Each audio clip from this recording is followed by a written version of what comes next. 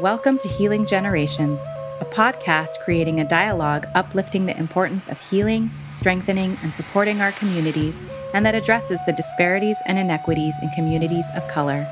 Healing Generations is brought to you by the Healing Generations Institute, a collaborative initiative of the National Compadres Network and the Brotherhood of Elders.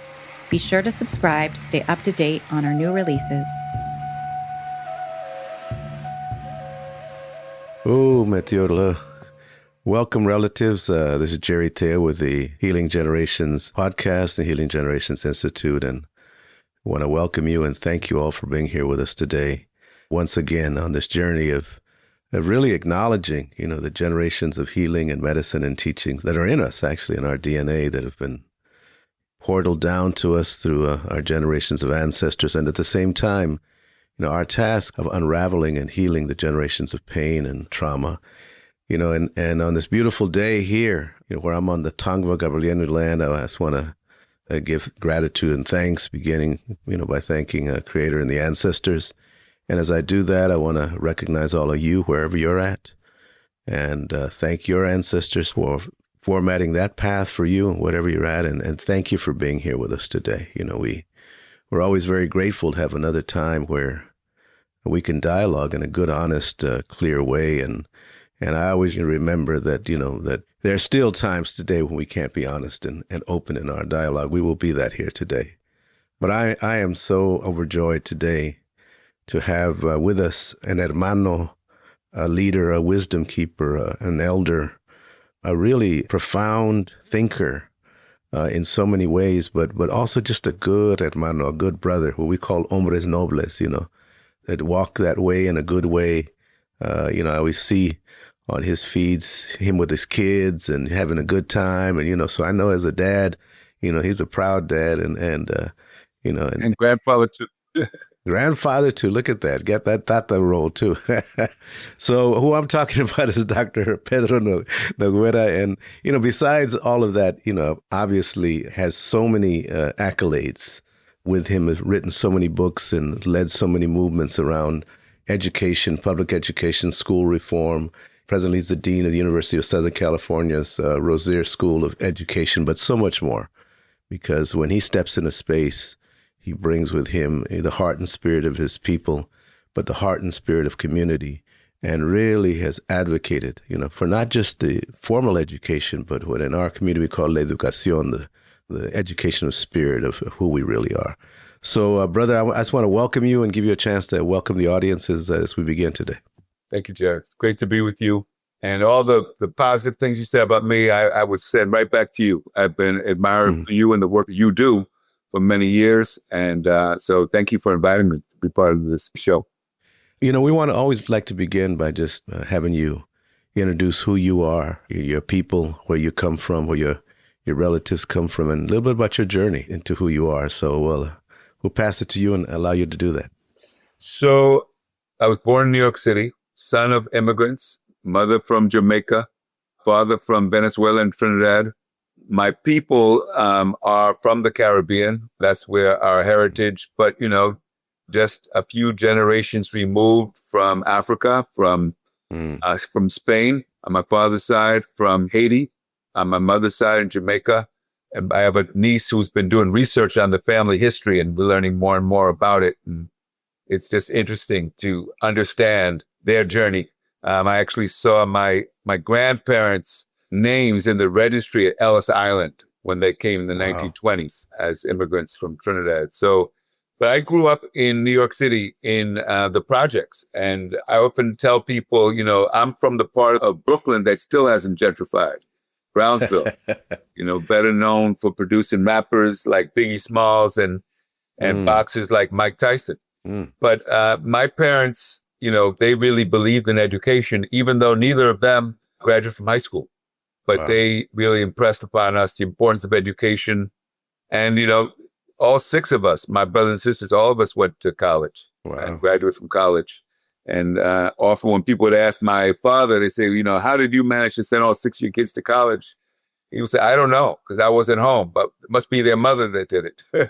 And I think they both played a role in that, because my mother was very religious and really focused a lot on, mostly on character, what kind of people we were. And my father he was not religious. He was an atheist. He was, at one Wow. point, he was a bodyguard for Paul Robeson. And, Really? but he was a merchant marine, a seaman, and he was also a police officer, became a police officer in New York. But his attitude was always, read. That's what he stressed to us. Because if you read, you can control your education. And he used to tell us you get a free education with a library card. And they would make us go to libraries on weekend. And I'm glad he did, because I became an avid reader at a young age. And what he said was true. If you're a reader, you can control your education, and you're not subjected to what you get in school or at a university. So, I just turned 66 this year, past a few weeks ago. And it's a big number for me, And I've been thinking a lot about what that means as I enter this last third of life, right? Who knows how long I'll have. But if I live as long as my father did, what does that mean to be an elder now? What are the responsibilities that come with it? I know that, you're in the same neighborhood in terms of age. And so that's something, that I'm sure you also thinking about, Jerry. You just met your son, and it's good to see your son doing this work too. I'm wondering that journey from New York with immigrant parents, you get into college. What were the challenges, man? Because this was years ago. It wasn't like it is now, in the 50s and 60s, in terms of education, or even in terms of awareness of culture and ethnicity and all of that. What were those challenges for you that taught you something that challenged you along that way?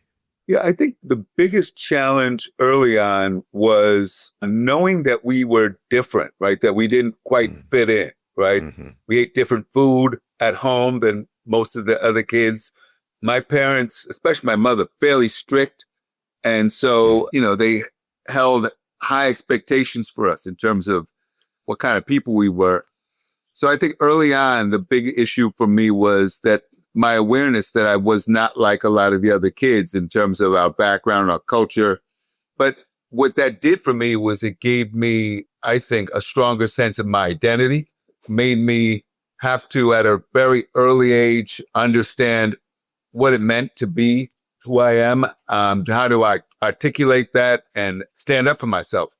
At a very early age, we had to defend ourselves physically, but also intellectually, to explain what we thought, why we thought it. My mother is still a Jehovah's Witness.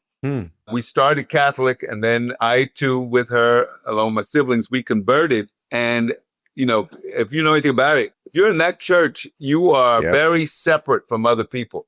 And, we don't salute the flag. We didn't celebrate holidays, Christmas, birthdays, Halloween, none of it. And so that was another reason why I felt apart from other kids. Now, I also broke away from that church at a young age. At the age of 15, I got what they call disfellowshipped or excommunicated, because I stood up to the leaders of the religion and told them that I didn't buy a lot of the dogma in the religion. So I had a lot of experience early on in learning how to stand up for myself and in figuring out what I really did believe in, because I didn't break away from that religion to just go wild. I broke away because I believed that they had no right to be the screen to determine my relationship with God, the creator, right? I had to have my own relationship.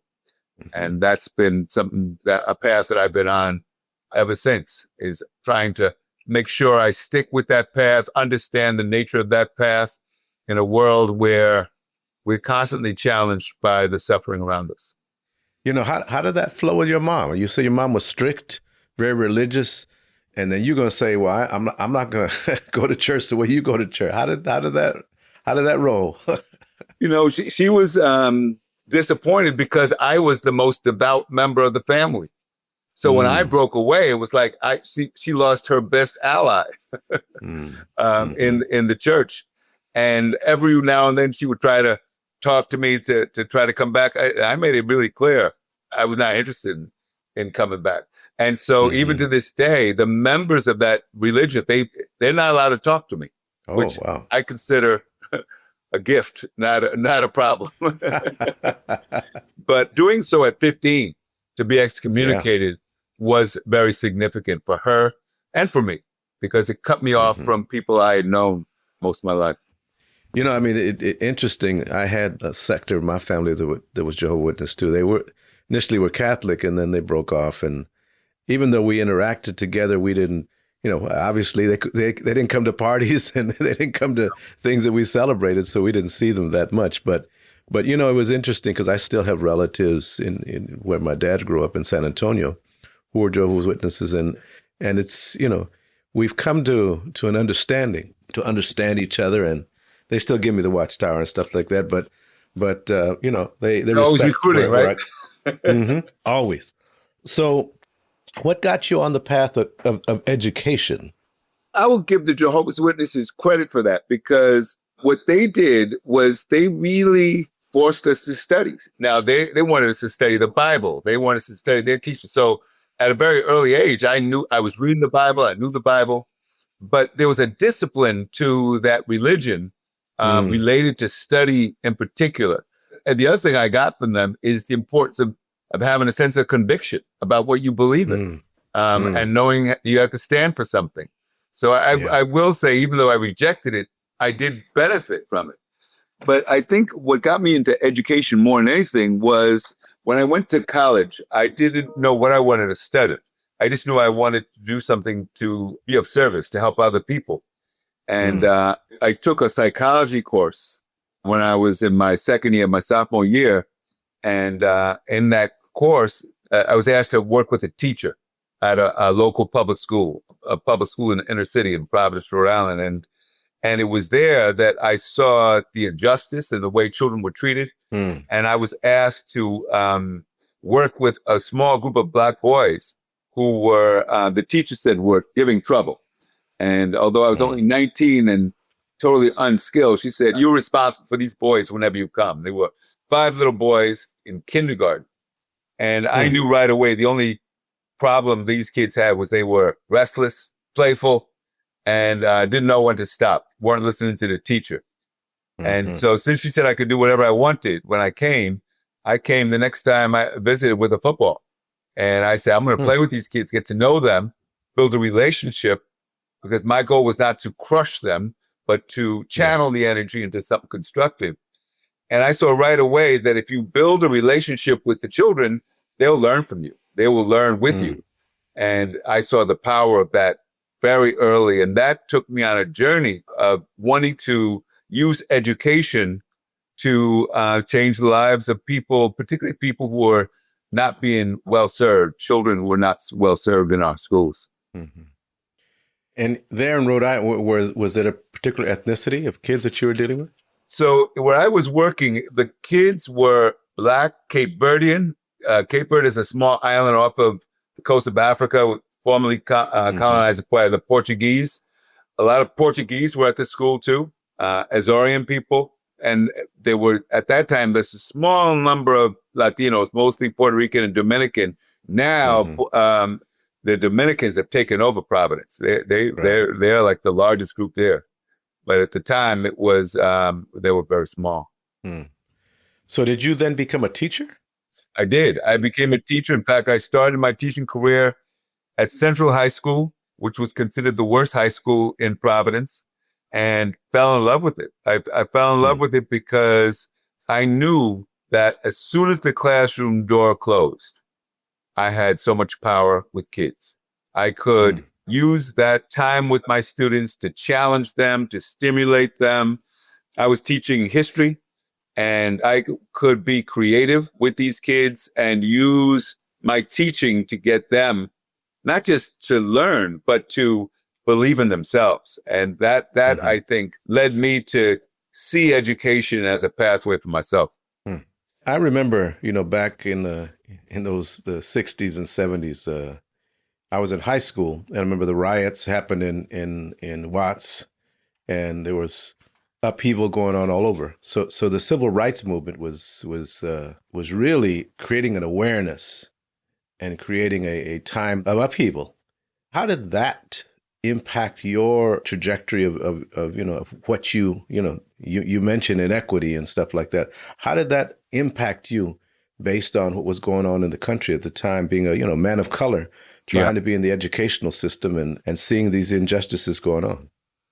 So one of the first books that really moved me was the autobiography of Malcolm X. I read it when I think I was in high school. And that actually contributed to my leaving the Jehovah's Witnesses, because I said, I want to be like Malcolm. I didn't want to be a Muslim, but I wanted to be a fighter for the rights of our people, which is something that the Jehovah's Witnesses, they don't want you to be involved in politics or in movements. But when I was in high school, I always would feel as though I was too young for the Panthers. I was too young for the movements, the Young Lords that had, because those folks were like my brother's age. They were older than me. But I was inspired by the movement. And so I still became an activist, even though the movement wasn't as strong as it had been. And my activism started when I was in high school and got even stronger by the time I got to college. And then from there, it's just been part of my journey is to figure out, how do I use my life to help make society more just, to address the rights of those who have historically been denied. And I still have chosen to stay focused on education, not politics, because politics turned me off early on. I don't know if you know this, but I did dabble in politics for a little while. I got elected to the school board in Berkeley. I served as the chief of staff to the mayor of Berkeley. And at one point, Ron Dellums, the former congressman, I remember encouraged me to run for Congress for his seat. But the closer I got into politics, the more disgusted I was with it. I didn't want to have to spend all my time raising money. And, as we know, even the best politicians, too often they say what they think people want to hear rather than speaking their truth. And that didn't appeal to me. So turned away from politics and I really focused more on education, because I think the real change comes when we change the way people think, change the kind of decisions people make in their lives. And I've been thinking about that a lot now, because I became an organizer and I saw organizing as educational work too. As we've been watching this situation in Israel and Gaza unfold, I'm on a campus, a university campus where I work at USC, and there were protests there in solidarity with the Palestinian people. And I try to tell the activists, I said, you guys are right to protest, but where's your organizing? Who are you educating about the issues? And if you don't organize and educate, you're going to be isolated and you're going to be attacked. And that's exactly what happened. It's not good enough to protest. This is one of the main lessons I learned of the 60s. You have to organize. You have to educate. You have to build support. I try to tell people, the reason why the Great Boycott worked is not because the farm workers protested. It's because they educated people not to eat grapes. That's right. And that's what cost the growers. They lost money because people acted in solidarity with the farm workers. So, education has got to be part of this work always. So how did then you becoming a father impact your journey? Because I know for me, one of the things that really hit me is when I became a father, I had to decide, okay, how am I going to raise these kids?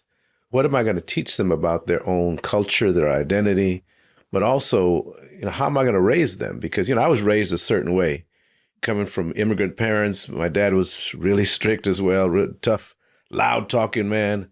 My mom didn't play, but they were a little bit harsh. And I had to decide, do I want to do that? But at the same time, there was a very strong cultural pride that was in there in the midst of all the injustice and anything. And I had to decide as a dad, okay, what am I going to do with these kids? How am I going to teach them? What's priority? How did that influence your life? Well, I became a father at a young age. I graduated from college at 22, moved from Rhode Island to California, showed up at Berkeley where I went to grad school. And 3 months later, I met this Peruana it's funny. We met at a party for the Puerto Rican freedom fighters who had just been released from prison. That's where we met. It was a party to celebrate their release. And 6 weeks after we met, she was pregnant. And my son, Joaquin, I Yeah, became a yeah. father at 22. He's 42 now. And so, it wasn't a plan, but it became my life's journey, So I became a father at a young age. We moved while my wife was pregnant. We moved to Grenada, which had had a revolution. Oh my gosh. Yeah. And we went to work in support of the revolution in 1981. And that's when my son was born, when I was down there. So, he was born in a revolutionary country, and we were committed. So early on, we really impressed upon my children, because I have 5 kids now. My first wife passed away. She died almost 20 years ago now. So I have 4 older children, and now I'm remarried, and I have a younger daughter. So my kids, believe it or not, go from age 42, Joaquin, to Eva, who is 13. Oh, wow. Almost 30 years apart. So how have they influenced your life? I mean, in terms of you as a man, as an educator, as a father, and now as a grandfather? Well, I would say the most challenging thing I do is being a father. Right now, one of the big challenges I face is one of my sons has mental illness, Antonio. He's 33. He has schizophrenia. He refuses treatment. And it's been a struggle, to try to help him, support him, and not allow his condition to bring me down. Because a friend of mine told me a while ago, I said I was worried about my son. He said, don't worry about your son. He said, be concerned, but don't worry, because worry doesn't help him, and it doesn't help you either. And I said, that you're so right, because the truth is that I can't control my son. I can't make him take medication. Right now, for the last few days, he's been sleeping outside in a park. Now he has a place to live, but I said, why are you sleeping outside? He says, well, I like the fresh air. He said, I believe the sky's the limit, and I want the sky to be my limit. I said, okay, sleep outside. But, he's not well. And so, I heard someone said to me a while ago, say, you're only as happy as your saddest child. And that's not completely true for me, but the state of my children is something that I always think about. And so I'm very connected to my kids. Yeah. And, the interesting thing, I'm also connected to my siblings. I'm lucky to have 5 grandchildren, too, that I'm very close to as well. Brother, I want to appreciate you for sharing, about your children, and especially about your son, because I think that what's said about us is we don't share about the things that are going on with us in terms of problems and issues or mental health and all of that. And I think it's a powerful example that you can speak about your son and speak about the issues, because we all have family that struggle. We all have family that go through challenges, as we've been through them too, And the thing about that is, how do you navigate that? How do you, hold on to the spirit and love your children, or your grandchildren, your relatives that way, but at the same time, continue to live your purpose. And I think that's the challenge. And I know for my children, when my kids aren't well, I'm not as good either. But sometimes, I can't control their choices. They choose some things, and I'm saying, dude, why'd you choose that?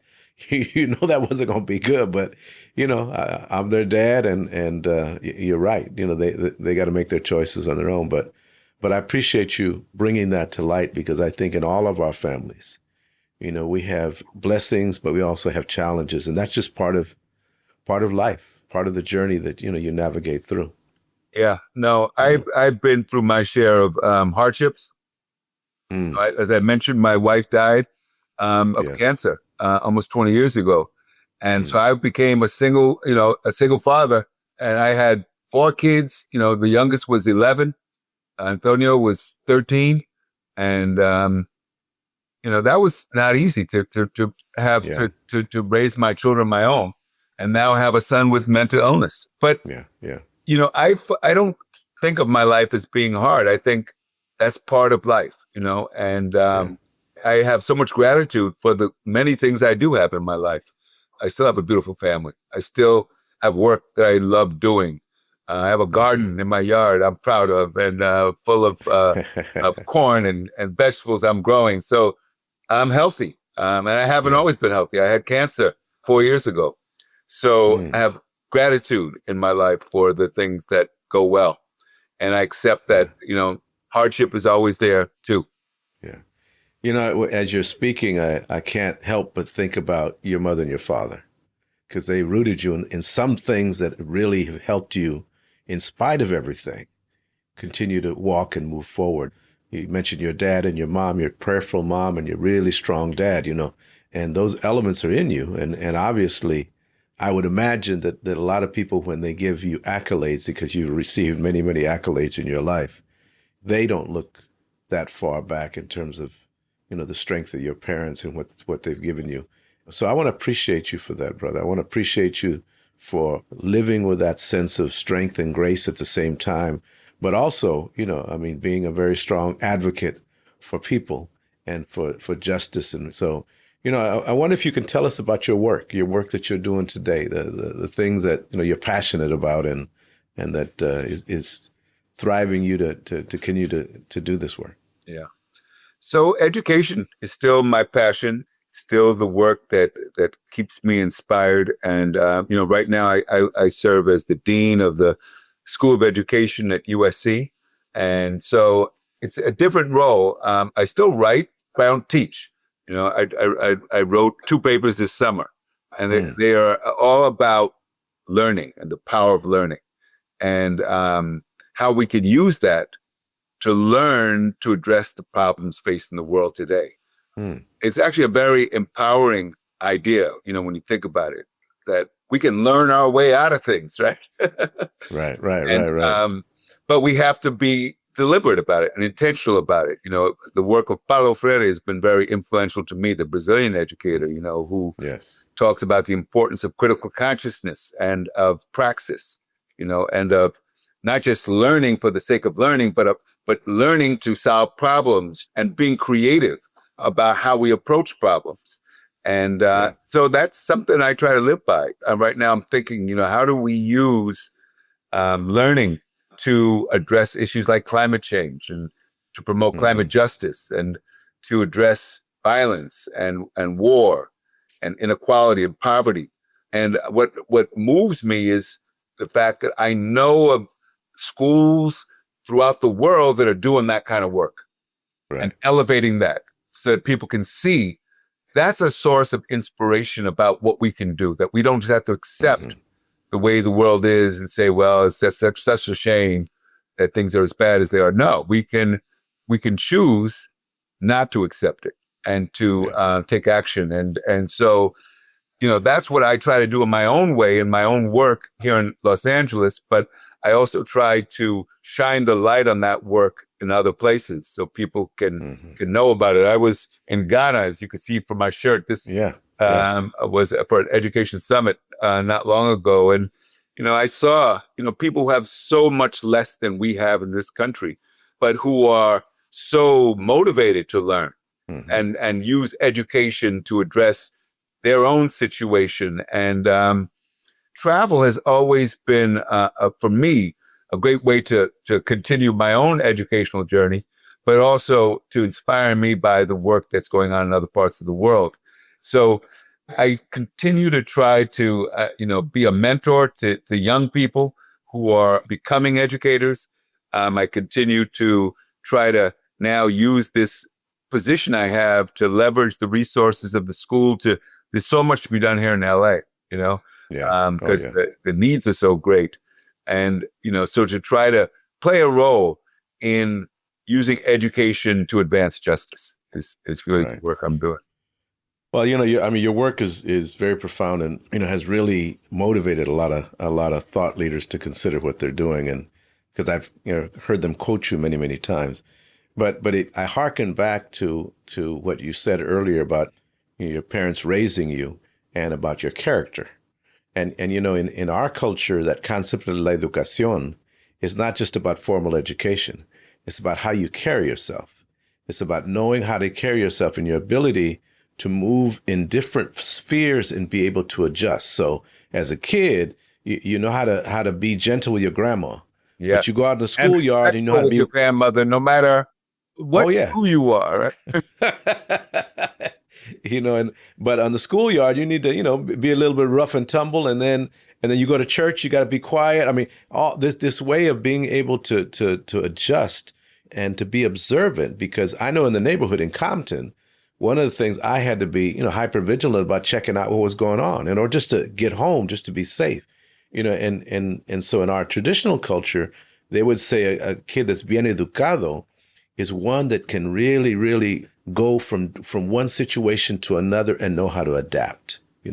And I think that in many of the schools that we've done consultation with, presented that concept because many teachers are teaching to the subject, or teaching to the ed code, or teaching to just that kind of success. And what you've written about, but also what we talk about is, we're preparing children for life. And based on that, that's going to be the leader that's going to have us either a very narrow consciousness or a very inclusive consciousness, And I think, some schools do well and a lot of schools don't. They're really teaching to the ed code and teaching to, So have you found it best to motivate schools really to embrace a larger consciousness about really educating kids? So one of the things I do when I speak to educators, and I do that a lot, is I tell them a lot about my own journey, about the fact that, I come from a family that didn't have education and money, but I've been able to use education to advance myself because my parents, as I said earlier, really impressed on us the value of education, but also the value of, my father used to say that you get a free education with a library card, and that common sense is not too common, right? And common sense is more important than book knowledge because he said, because there are a lot of educated fools, right? Think about that, how you could be an educated fool. Well, you could be we see a lot of examples of people who make poor decisions despite the fact they have lots of degrees. That's right. And so, when I speak to educators, I try to remind them, you don't go into education for the money, right? Not to say that money's not important. Everybody needs a paycheck, but you go into it to make a difference. And a lot of people go into education for the right reason, but that reason gets lost because the work is a grind. And after a while, the kids are difficult and they forget about the larger purpose. And so I try to put them back in touch.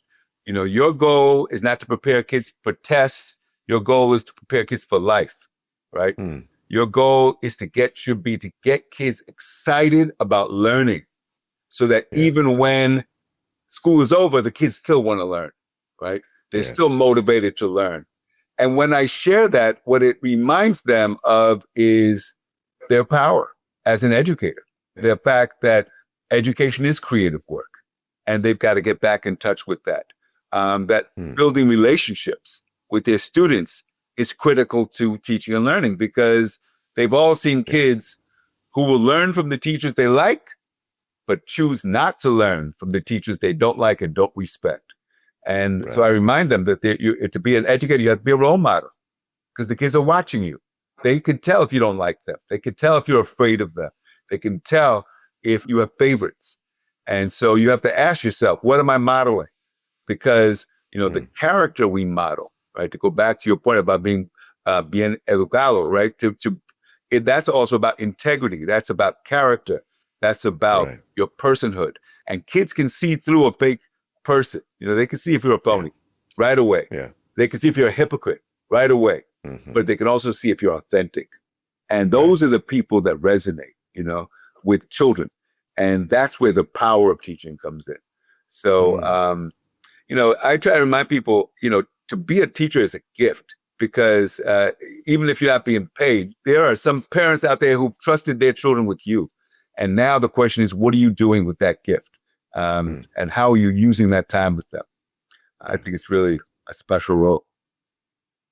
It's so significant what you're saying because in working with schools and working with educators, I asked them, so who influenced you?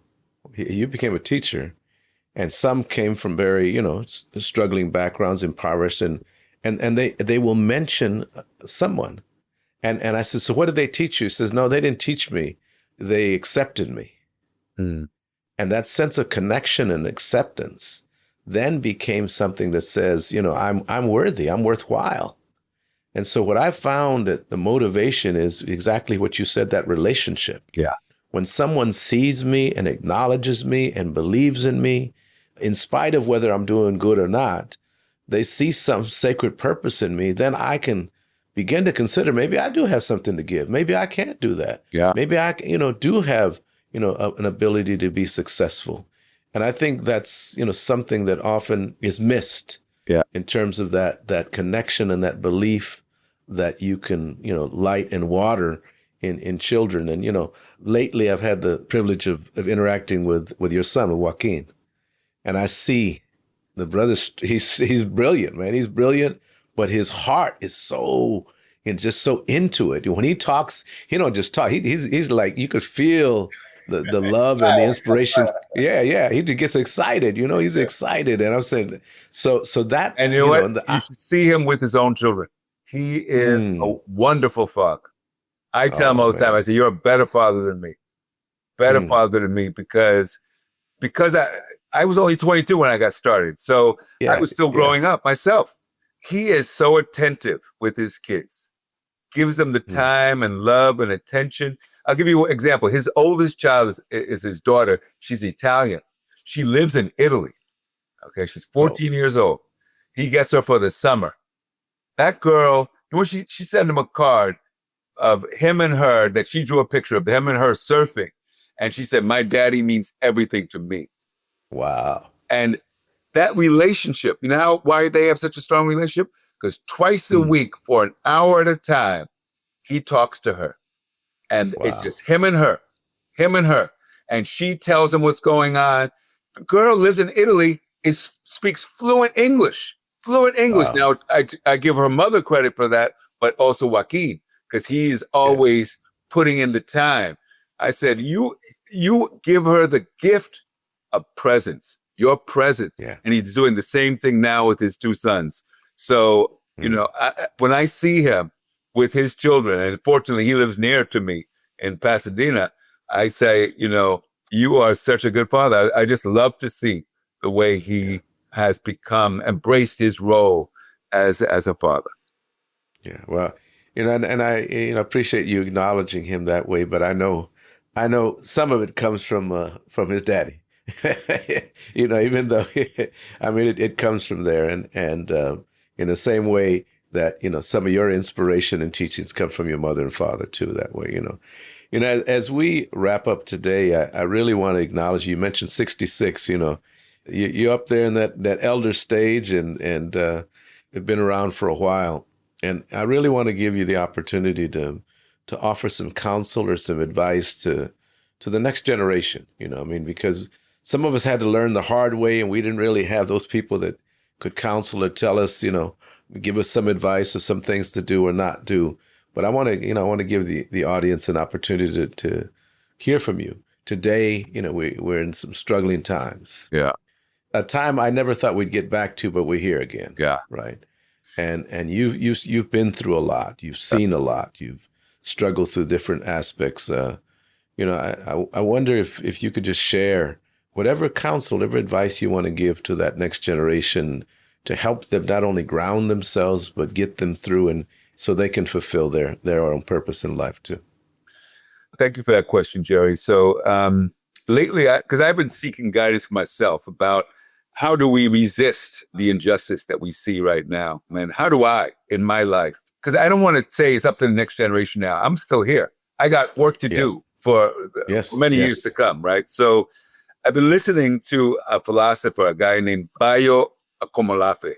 And I recommend the listeners, I recommend you, if you don't know him, to check him out. Bayo, Bayo. And one of the things he says, this is not the time of the hero. He said, this is the time of the trickster. Mm-hmm. And I want you to think about that, because I think for a long time as an activist, I used to say, we need another Malcolm. We need another, leader, right? To help us, guide us. But you know what happens to leaders? Leaders get killed. That's right. The hero gets killed because the hero becomes the target.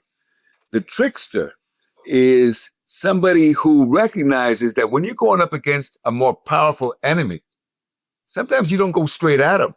You have to use guerrilla tactics. You have to sometimes pretend that you are not fighting, but looking for ways to resist that may not be apparent. And that's so as I'm, entering this phase and we're in this period, I'm trying to think, okay, what are the ways to resist without being squashed, without being crushed? I was trying to tell somebody they're attacking diversity, equity, and inclusion. That's what kind of work I've been doing all my life. Right. But, I'm not going to say, I'm going to do it anyway. I don't care what you say. I'm going to find other ways to do it without being targeted so that the work continues. So I want to encourage young people out there, don't just be discouraged and don't just set yourself up to be attacked. Find other ways, alternative routes, be creative. This is a time when we've got to use some magic. We've got to come up some other ways to resist, because we have been through hard times before, and our ancestors didn't just give up, and they didn't just let themselves get killed off. Otherwise, we wouldn't be here. They found ways to survive, and we've got to do the same thing, and not just survive, to overcome. So, that's, the work right now is, how do we do that? And I'm searching, but I think that the more of us who strategize about this, the better the answers will come up with. Well, that's powerful, because in my indigenous culture, I'm always taught that a trickster is always around and that you can learn something from the trickster. Yeah. And as you say, now is the trickster's time, which means, how do we make the magic happen in spite of? That's right. In spite of the resistance, in spite of what appears to be, this major wall. The ones that survived, that knew, even in the neighborhood, they know how to get around stuff, how to, finesse things, how to, change it up a little bit. And I think, we've learned that from many people as well, and I know, as I sit here with you, even though you didn't really belabor on it, I know it was an easy journey.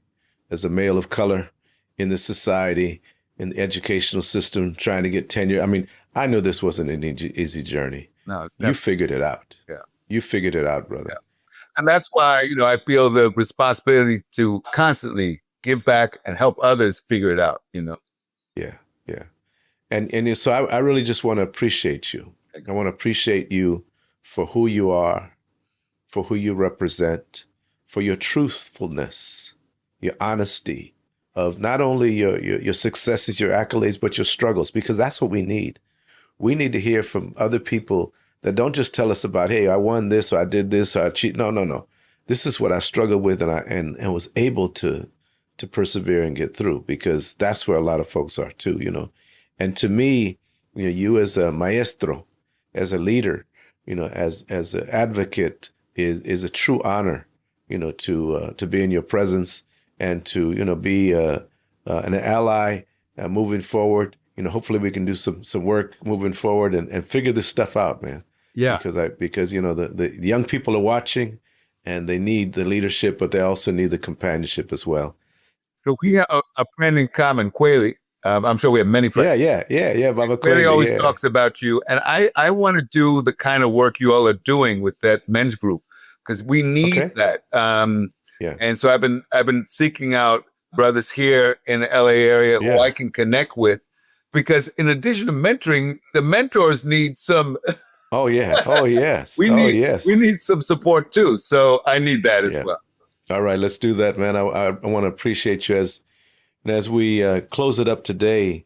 I just want people to recognize when ancestors' dreams have been fulfilled. Our ancestors struggled a lot. They went through so much more than we can ever imagine, and they didn't give up. And as my grandmother did, as many of your great-grandmothers did, they prayed for a dream. And what you may not realize is that you are part of that dream. And today we had the privilege of realizing one of those dreams, Dr. Pedro Noguera, who, was the fulfillment of his ancestors' dream. And because of his work, he has opened up paths for so many, many people, and is still doing this work. Still doing this work, because we still got a lot to do. So I want to challenge all of you to reach into the strength of your ancestors and dream and not let the barriers get in your way. Bring that coyote medicine in, and do what you need to do in order to bless that next generation so that we can make sure that our children and our children's children have a good sense of who they are and have the ability to fulfill their sacred purpose. I want to thank you for listening today, and look up Dr. Noguera and all his accomplishments. Connect with him, send him some good vibes that way, and wish you a blessed rest of your week. Thank you very much. For more information about Healing Generations and the Healing Generations Institute, visit nationalcompadresnetwork.org and be sure to subscribe to stay up to date with our new releases.